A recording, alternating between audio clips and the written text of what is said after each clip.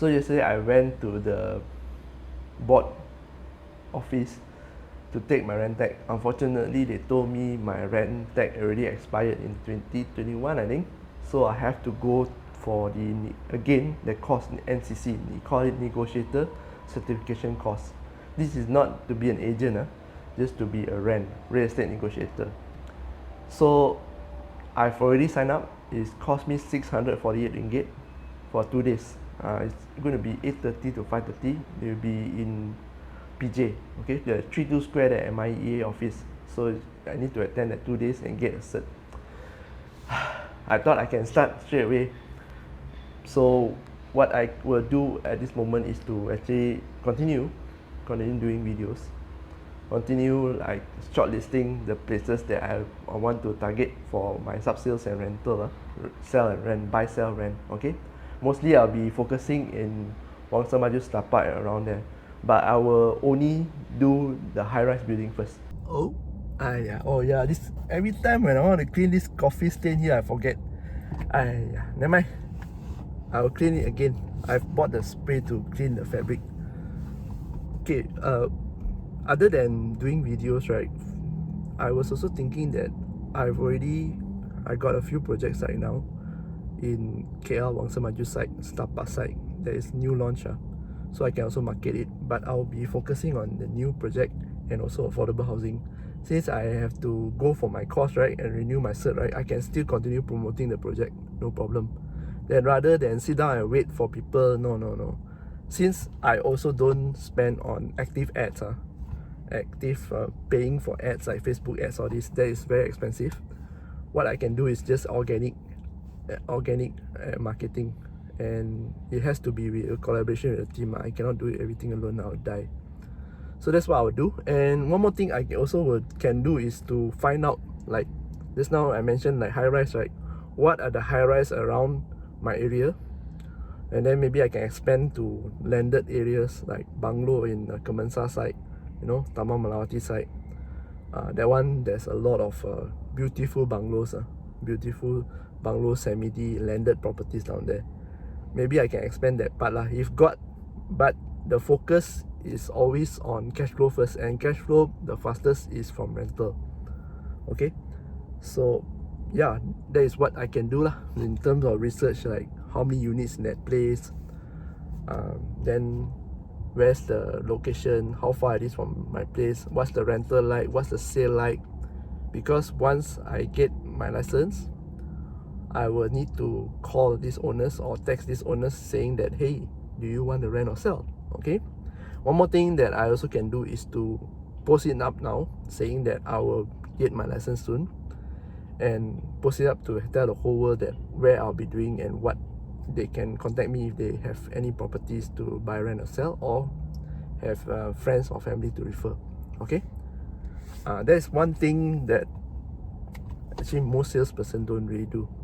I don't understand why most salesperson that you can see, the beginner salesperson, right, when they enter the industry, they're very scared to let people know that they are selling something and they already entered the industry. So there's especially their friends and family.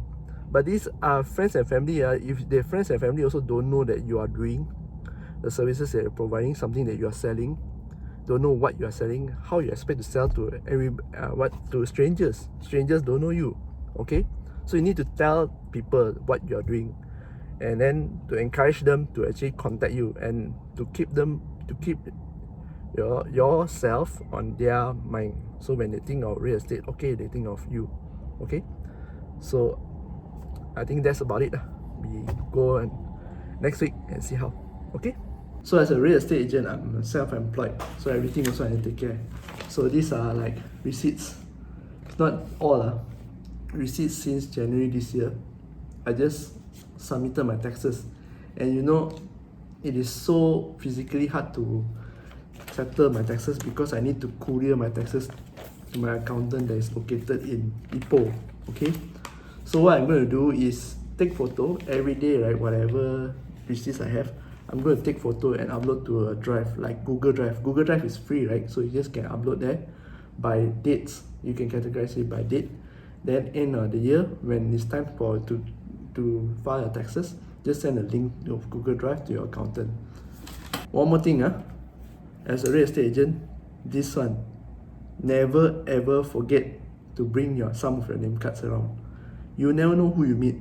Like I went for the exhibition, Attack on Titan exhibition. I met some Canadians actually who came for holiday, and they were asking for direction. I could have just given them my card. I went to MCOT Mall. I just looking at the shop lot, the retail lot. I told them that I'm a real estate agent. Immediately they asked, if you're a real estate agent, perhaps you can advise me on properties. I don't have my card. So I highly recommend that as an agent, you bring around your business card inside your wallet, inside your bag. At least have like 5 pieces, just to give people when you meet them and they ask, right? When they suddenly talk about properties, then you can ask. They can ask you, okay? You just give them a card lah. If they contact you or not, it's up to them. Alright? But most importantly, you are always prepared. Morning class, LinkedIn for LinkedIn class. So as a real estate agent, right, the more people you meet, the more chances you get. Okay? Because you have to be strategic about it. This morning I'm actually reading a LinkedIn class. Yes, you promote social media is free, so use social media as much as you can. It cannot be the only avenue for you to market, but it's one of the easiest avenue to start because it's free. So let's review back the second month of real estate, how much I spent. So first up, I need to renew my certificate, right? I spent 648 ringgit to get a cert back. Okay, this one expires, so that's why I have to pay 648 ringgit. If renewal every year is 250 only. Okay, so 648 is inclusive of 8% SST, whereby 600 is the cost fee. NCC, negotiator certificate cost, is 2 days. So you need to go there to get your cert. Okay, I've covered this in a previous video. Then once you sign up, then you need the place to put advertisement, right? You need to advertise your properties for sale or for rent. So I signed up with portals. I signed up with Property Guru. I took the basic package, the most basic one, which is 1607.04. This will give me 1 year access to Property Guru, and they come with a certain amount of credits. If not enough, I can buy myself, buy on separately. And then I signed up also with this new portal, actually. This new portal called PropMorph. PropMorph have an introduction offer, so they offer me 300, so I just sign up lah. Okay, so total, even advertising itself, I spent 1,907 plus 648, and then plus another one is my car insurance. My car insurance is about 850. I put it into credit card as well. So all this total up, 648 plus 1907 plus 850 is about 3,100. And I convert it into installment, 24 months installment at 4.88% per annum, which comes to monthly payment is about 150 ringgit for 24 months. So why I do this? See, when you're starting a business, right, you do have your cash, but you want your cash to run further, to have a further stretch, longer run away. You can consider using credit cards for these purposes. Yes, you will be paying interest, but you'll be paying a small amount installment, and it won't be so much burden to see your cash going down low. Of course, you must also make sure that you have business. Every month that you have lower commitments, it's easier for you to actually earn an income compared to you start with very low and then you are desperate. Okay, so that's something you can consider. I have some cash, but I want the cash to last longer. Okay, next up is I want to talk about is how our minds actually work. Early this year, right, I told myself that I want to have the hard conversations. I will have the hard conversations. I will not run away from the hard conversations. I will not sugarcoat things. I will talk in person. So today, actually, as I'm recording this, I made the hard conversation. First is to my friend who brought me into this agency, and then second is to my team leader, to tell him that I'm leaving the agency to go to an agency which focus more on sub-sale. Remember, my agency right now is focus on under construction properties. And I did it lah, okay? So, ladies and gentlemen out there, if you are wondering what's the moral of the story, is that the moral of the story is that if you ask for something, be prepared to receive it.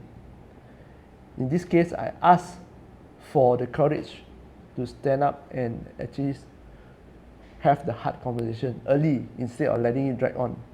Okay, and letting it drag on, feeling guilty, feeling resentful, or whatever I'm feeling negative inside, I don't want to tell. I expect people to know.